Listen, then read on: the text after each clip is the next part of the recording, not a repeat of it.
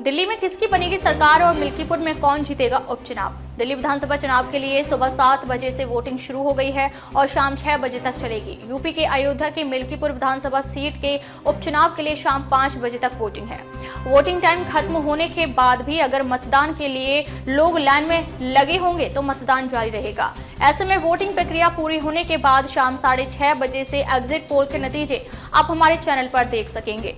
दिल्ली में किसकी बनेगी सरकार। दिल्ली विधानसभा चुनाव में आम आदमी पार्टी, कांग्रेस और बीजेपी में मुकाबला है।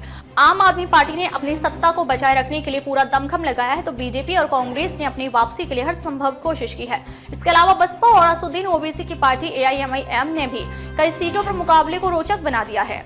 इस बार के चुनाव में किसी भी एक दल की पूरे दिल्ली में लहर नहीं है, बल्कि हर सीट पर अपना अलग मुकाबला है।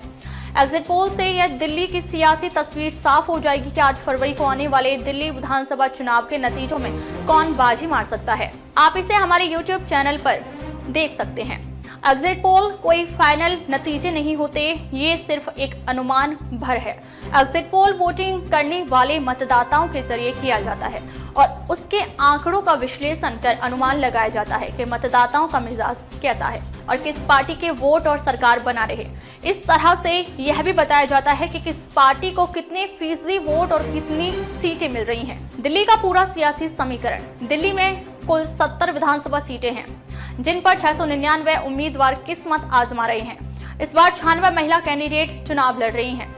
दिल्ली में कुल 1,56,14,000 मतदाता हैं, जिसमें 83,76,173 पुरुष और 72,36,560 महिला है, जबकि अन्य थर्ड जेंडर 1,267 वोटर हैं।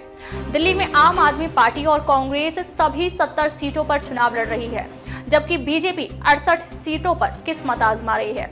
बीजेपी ने 2 सीटें अपने सहयोगी दल के लिए छोड़ी थीं, जिसमें देवली सीट पर LJP और बुराड़ी सीट पर JDU चुनाव लड़ रही है। असदुद्दीन ओवैसी की पार्टी AIMIM दिल्ली की 2 सीटों पर चुनाव लड़ रही है, जिसमें मुस्तफाबाद सीट पर ताहिर हुसैन और ओखला सीट पर शेफाहुर रहमान चुनाव लड़ रहे हैं। अजीत पवार की पार्टी NCP ने 30 सीट पर अपने उम्मीदवार उतार रखे हैं। तो लेफ्ट पार्टी के उम्मीदवारों को देखें तो CPI ने 6 सीट, CPM 2 सीटों पर चुनाव लड़ रही है। CPI यानी माले ने भी दिल्ली के 2 सीटों पर अपने उम्मीदवार उतारे हैं।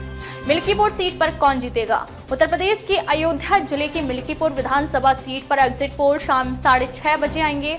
यह सीट अवधेश प्रसाद के सांसद चुने जाने के चलते खाली हुई है, जिस पर सपा से अजीत प्रसाद चुनाव लड़ रहे हैं, तो बीजेपी से चंद्रभान पासवान उतरे हैं। 2022 में सीट सपा ने जीती थी, जबकि 2017 में बीजेपी ने कब्जा जमाया था। इस बार कांग्रेस और बसपा उपचुनाव में नहीं उतरी है, जिसके चलते मिल्कीपुर सीट पर बीजेपी और सपा के बीच सीधा मुकाबला है।